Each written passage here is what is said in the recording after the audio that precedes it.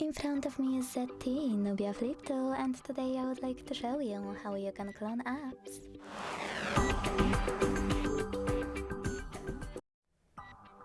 Begin by opening Settings and scrolling to Hid Features.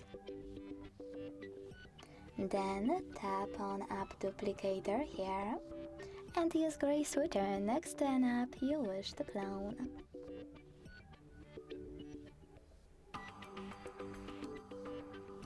As you can see, after that my switcher turned blue. That means that your app was successfully cloned.